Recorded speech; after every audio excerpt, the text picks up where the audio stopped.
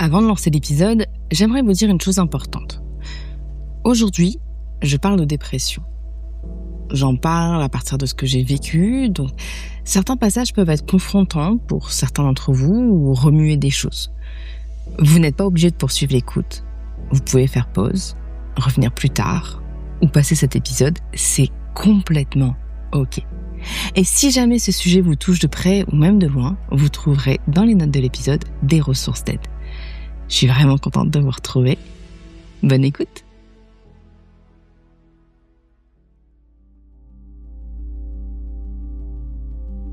J'ai eu énormément de mal à écrire cet épisode. Ça fait des mois que le podcast est à l'arrêt et ça fait des mois que je vis avec quelqu'un. Quelqu'un que je n'avais pas invité, quelqu'un qui ne paye pas le loyer, quelqu'un qui a pris toute la place. Et non, ce n'est pas de mon chat dont je veux parler, mais c'est bien de ma dépression. Une dépression que j'ai surnommée le coloc. Le coloc, il ne fait pas de bruit quand il arrive. Il ne prévient pas et il n'a même pas la décence de sonner. Un jour, il est juste là. Et quand il est là, tout devient plus lourd. Et non, c'est pas juste un petit coup de blues. C'est étrange à dire, mais j'ai toujours pensé que j'étais née heureuse. Genre vraiment heureuse, ouais. J'ai cette chance-là d'avoir le bonheur facile. Et honnêtement, je me disais que la dépression, ce n'était probablement pas pour moi. Trop solide, trop persuadée que ça ne pouvait pas m'arriver. Peut-être trop d'ego aussi. Alors, quand le coloc est arrivé, je ne l'ai pas reconnu. Il s'est installé et a changé absolument tout. Comment je pense, comment je ressens, comment j'agis. Je ne me reconnaissais plus et les autres non plus. Le coloc est arrivé avec ses valises et franchement, il était très bien équipé. Pour vous donner une petite idée un peu plus précise de qui il est, ce coloc, je vais faire appel au DSM-5. Alors, le DSM-5, c'est la 5e édition du manuel diagnostique et statistique des troubles mentaux. En fait, c'est le guide de référence sur lequel s'appuient les professionnels en santé mentale. Et selon le DSM-5, pour parler d'un épisode dépressif majeur, il faut au moins 5 symptômes présents presque tous les jours pendant au moins 2 semaines et qui entraînent une souffrance importante ou une altération du fonctionnement au quotidien. Et parmi ces symptômes, il y en a 2 qui sont centraux. Le premier, c'est l'humeur dépressive, donc c'est se sentir triste, vide, presque tous les jours. Le deuxième, c'est la perte d'intérêt ou de plaisir. Et cette perte d'intérêt, c'est pas un manque de motivation. Je vous le décrirais plus comme le fait de plus rien ressentir. Que ce qu'on aime faire d'habitude, ne nous donne plus envie. De mon côté, j'ai eu une perte d'intérêt pour tout. Vraiment tout. Les amis, les sorties, la vie. Sauf le travail. Le travail, lui, ne m'a pas lâché. Ou peut-être que c'est moi qui ne l'ai pas lâché.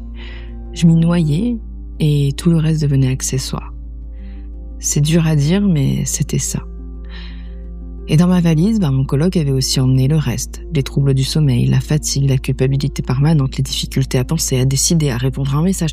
Même un simple « Hey, comment ça va Camille ?» devenait une épreuve. Parce que qu'est-ce que tu réponds à ça quand t'as juste envie de disparaître ? Mais vous savez ce que j'ai compris ? C'est que ce que je traverse n'est pas qui je suis. La dépression n'est pas un trait de personnalité, ce n'est pas une vérité sur moi, c'est un état. Et puis, il y a cette autre chose que j'ai appris, quelque chose de très simple, c'est que c'est OK que ça n'aille pas. Je sais que ça va à l'encontre de tout ce qu'on nous répète, le développement personnel adore les trajectoires propres, les apprentissages rapides, les émotions transformées, même, j'irais transcender. Mais la réalité, c'est que parfois, ça ne va pas. Et ce n'est pas un échec. Quand j'ai mal au ventre, personne ne me demande ce que ça m'enseigne. Personne ne me dit que c'est une opportunité de croissance. Alors pourquoi, quand ça ne va pas dans la tête, il faudrait absolument que ça ait du sens ? Pourquoi faudrait-il optimiser la souffrance ? Je n'ai jamais pensé que je parlerais de ma dépression publiquement.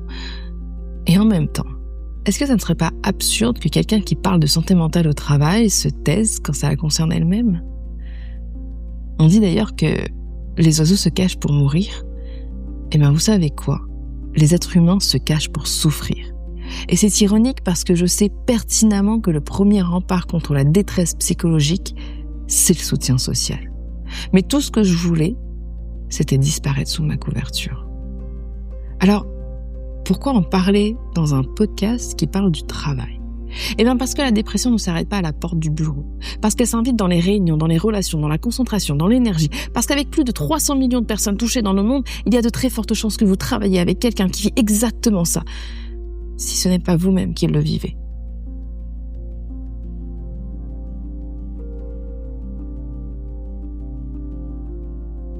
La dépression, ce n'est pas se sentir triste, ce n'est pas un passage à vide, ce n'est pas un manque de volonté, c'est une maladie. Et pourtant, on continue de la traiter comme une faiblesse. Et puis, il y a autre chose. Quelque chose de très banal, mais vous allez voir très répandu.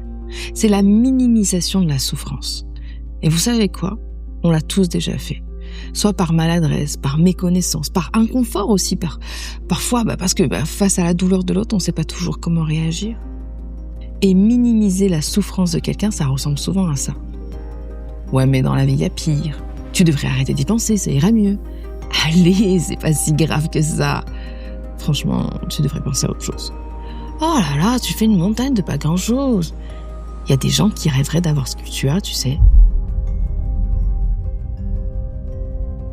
Et toutes ces phrases-là, je le dis avec beaucoup de nuances. Parce que parfois, pour certaines personnes, à certains moments, ces phrases peuvent aider.